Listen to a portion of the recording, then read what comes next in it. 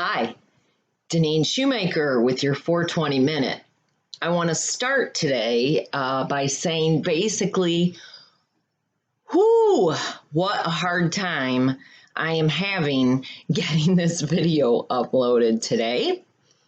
And I think it's because last week we had more views than we've ever had on YouTube.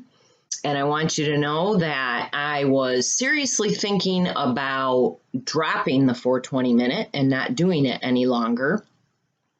And then last week happened. So just to let you know, what did I do today? Well, of course, I dropped my phone.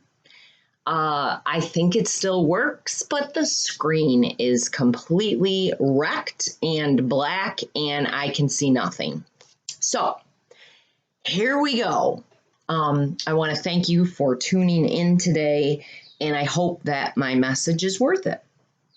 I want to talk today out of the book of John, John 4, and it is the discussion that he has with the Samaritan woman. So I'm just going to get started. So Jesus had to go through Samaria on the way to Galilee. He was returning. He and his disciples were returning to Galilee.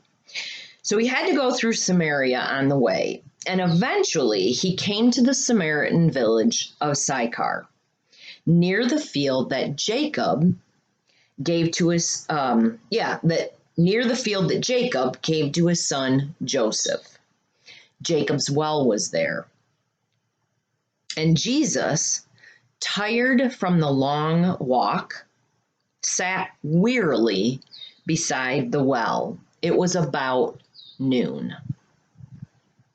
Soon, a Samaritan woman came to draw water, and Jesus told her, "Please, give me a drink."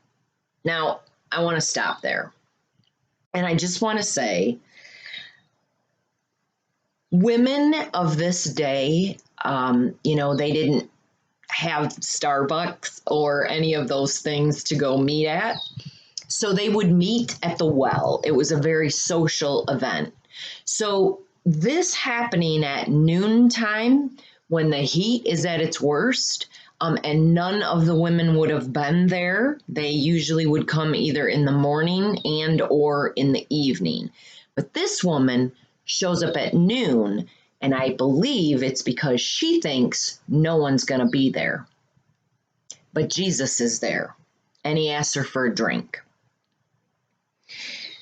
The woman was surprised, for Jews refused to have anything to do with Samaritans. And so she said to Jesus, "You are a Jew, and I am a Samaritan." Basically, what she's saying is, we're worlds apart. "Why are you asking me for a drink?" And Jesus replied, "If you only knew the gift of God and who you are speaking to, you would ask me, and I would give you fresh, living water." And she says, "But sir, you don't have a rope or a bucket, and this well is very deep. Where would you get this living water?" Okay, maybe that's all she's saying, but I believe that what she's saying is, you have no idea the depths that I have gone to.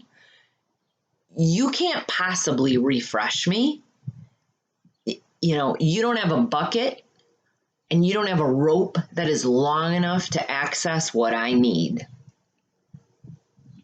Jesus says to her, "Anyone who drinks this water will soon thirst again, but the water I give becomes a fresh, bubbling spring within them, giving them eternal life."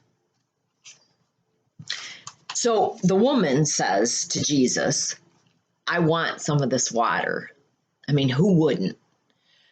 But the thing is, Jesus is offering her a lot more than just a drink of water, because the story goes on and he shows her that he knows all about her life and her choices, and that he does, in fact, know the depths of her well. Yet, he wasn't condemning. He just stated it as fact. He understood who she was, truly and authentically. And he was still offering her gushing fountains of endless life, if she chose to take him up on it. Will you? That's my thought for you this week. I hope that it has been helpful. If you like this video, like I said earlier, we had the most responses we've ever had last week, and then everything blew up this week, and that tells me that the enemy doesn't like it, so we must be doing something right. So if you have received anything from this message, give it a thumbs up.